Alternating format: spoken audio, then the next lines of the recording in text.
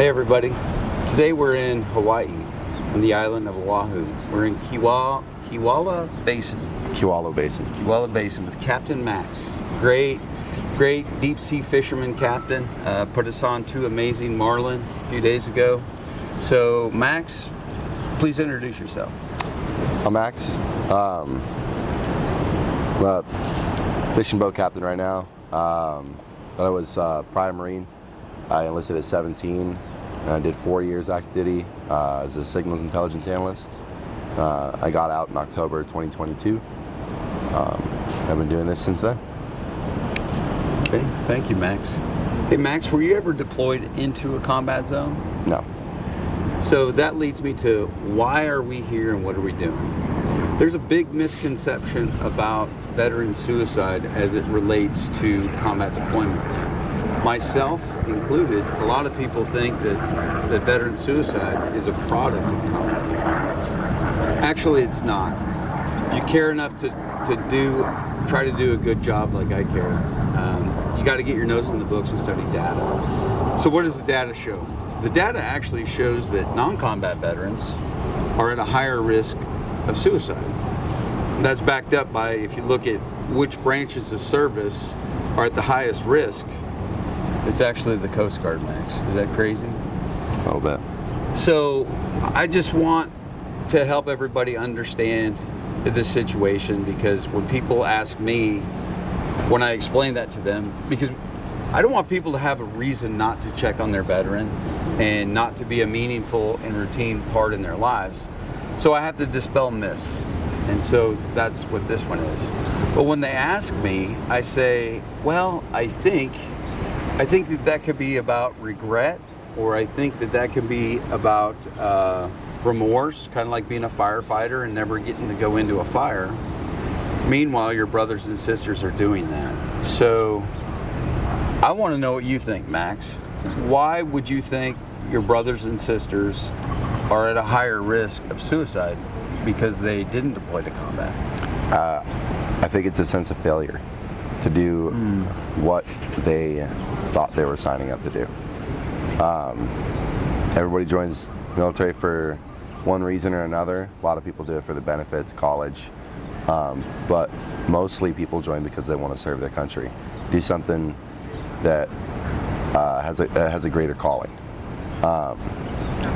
And the past 20 years, being in a time of war, all the people that have enlisted have known that, right? And joined to serve and protect their country, and a lot of them never got to do that, myself included. That's really powerful. I mean, sense of failure. Wow. So, but from my perspective, Max, you're a hero. Anybody who joined the service after 9/11, they knew what the dangers were and what amazing patriots we have in that group of people. So I get it, that's so powerful. I get it, but what was that like? Were you ever like employed in a role that really affected combat operations? Not so much combat operations, but when I did my deployment to Okinawa and got on ship 31st MU, I was actively supporting all of our current operations, monitoring near-peer threats like China, Russia. So it wasn't necessarily in a combat sense, but that preparedness for potential adversaries. That's where I got a little bit of that fulfillment in what I signed up for. That had to be a tremendous source of pride, because even though you didn't have boots on the ground, but your job, it sounds like, was critical to keeping the situational awareness of operations in the whole PACOM sector. So, wow.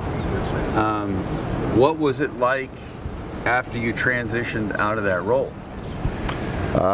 When we got back, along with plenty of personal problems, I was no longer deployable, and that left me in a little bit of a dark time, wondering, well, what am I going to do now? So I got to do what I signed up for and do my job, but then I had 2.5, 3 years left that I wasn't going to do it.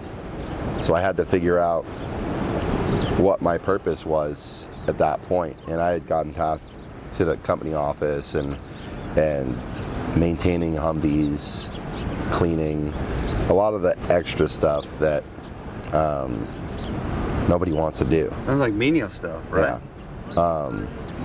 But it took a lot of thinking and understanding that the whole machine needs to move, and it's not all about combat. It's not all about your specific job set. There's plenty of work to do, and getting that different mindset where it's all work, it's all important, and that's what keeps it moving, is what helped me do that.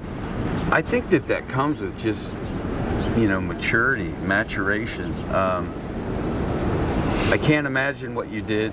I got an idea of the scope of it. So to go from being the big man on campus, doing important things, to working on a Humvee or sweeping, the motor pool, I get now that it, just like you said, we're all wheels, we're all cogs in the machine. But I would say you got to that maturity a lot earlier than I did in my life. So thank you for that. But what you said was you didn't have a purpose.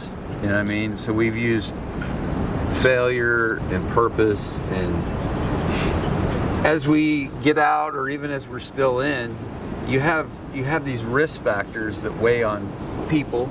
We're here talking about veterans, and there are reasons why somebody may end their life by suicide. But that feeling of failure, even through my struggles, I never really had that weight on my neck. So that's a whole different ingredient into the chili. Man, you mind if I asked you if you've had any of your friends end their life by suicide? Luckily, no. But I've had plenty of friends, and myself included, struggle with depression and those feelings that we're talking about. It takes a lot to get through that, to really build up that mental barrier to push past all the feelings of the self-doubt, lack of purpose, and failure. Because peacetime active duty members aren't doing what they wanted to do. So it's a different weight on their shoulders, and I feel like it plays with your mind a lot more, because you don't have, like you said, that box check where you've done it. Right. It's a whole different ingredient in the chili, and thank you for educating me on that. But as you get out and we go through our dark time and we struggle, I always, in my opinion, and I love to say that because there's no wrong answer after that, it's, you say loss of identity because you're no longer wearing your Marine uniform. Loss of purpose, you're no longer the PACOM guy who's, super important in the ongoing mission. But I say those are combined only a third of the problem. And I think that 2/3 of the problem is that loss of camaraderie. You're no longer with your guys. Whether you like them or not, you have people to check on, and you have people checking on you. So how do you think that loss of camaraderie weighs into this whole thing, even combat veteran or not? What's that loss of camaraderie like? I feel like, when you get out, it's different for everybody. Depends on where you're at. For me personally, I was stationed in Hawaii, and I'm from Hawaii. So when I got out, I'd wanted to hang out with all my friends from the Marine Corps, but slowly, weeks pass and people stop calling you, and they're busy because they're still working. Luckily for me, I had my friends that I grew up with, so I was fine. But for a lot of different people, they'll go back home to an empty house, or hey, welcome back. What are you gonna do now? You know, where are you staying? That's right. And then other guys don't go back home, get stuck wherever they were left. And it's different for everybody. But my perspective on it is that losing that, losing all the friends you made, losing contact with them more so, is what weighs a lot on your shoulders too in that transition phase, because you don't have anybody to talk to rely on a daily basis. You're not seeing them every day. Do you think you keep up with your comrades well enough? I got one. You got one of all the people that you've worked with. I only got a couple, so I get it. But when I see those guys or a call, it's like you never lost anything, right? Like you never missed a step. Yeah. So maybe doing a better job reaching out to our, old teammates or whatever. And that's one of the things I ask veterans to do is cell phone scroll. Scroll through your phone and find that person you haven't talked to in a long time and reach out. You never know what you're going to find on the other end of the phone. Maybe that's the point in time where they need you the most. But like you said, you got out, you were working here in Hawaii, you grew up here, and this was your place. I was born and raised in Montana, and I now live in Kentucky because I say that's where the Army left me. So that's a whole different kind of, isolation, because, the friends and family that I have and that I grew up with are literally 2,000 miles away. So I'd like to think that was a really powerful protective factor to be still laying in your net, geography and people. That makes sense to me. Yeah. That said, one of the things that I've always thought could really change the difficulty of transition out of the service is a sponsorship program. And having Secretary of Defense Miller on the team, we really have an opportunity to affect change. So my idea was, and I want to know what you think, to have two guys that are still in the service that you work with, your boys, or boys and girls, whatever, almost like sign a contract. I'm going to be there for Max. I know that, this is going to be a time, good, bad, or indifferent, but I want to be here to connect Max to the military through this camaraderie. But the other thing I think we need is somebody that we know who's already been through it and seen the ropes. So holistically, what this would look like is every veteran transitioning, have 4 people that could be there 24/7 through your struggles. Not just struggles.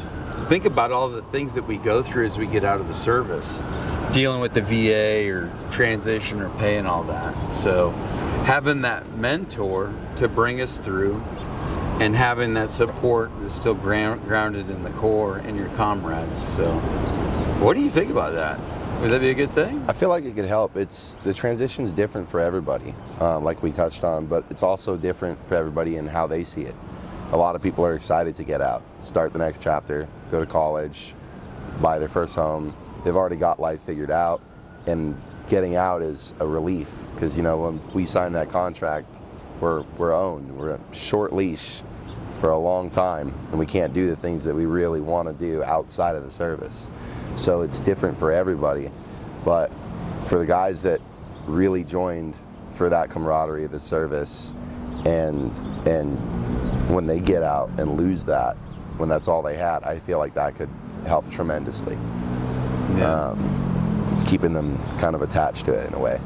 Right.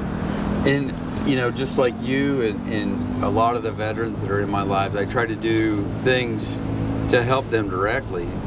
But I think that we can really affect veteran suicide by coming up with models of things that we can take a program or an idea like this one and share it with everybody for free. I ain't trying to charge anybody for any of this, but I think that that's, you know, a thing that we need to work towards at Check-A-Vet, and I think that it can make a big difference in the transition and beyond as we go through that process. You know, there's so many factors that can steer us towards good or hardship. You know, you really have to understand as many ways as you can, and I think that that's a creative solution, because it's not even a thing, but ways that we can really help our brothers and sisters through this time. So we came here to talk about, you know, the dynamic of being a non-combat veteran and what the things are that entails as it applies to potential risk factors for suicide. And, you know, the two most powerful things that we talked about was failure and purpose. So, I mean, there you have it. Those are things that I didn't have, and I don't think a lot of combat veterans feel that sense of failure because they were tasked to do their job. So, hey Max, thank you so much.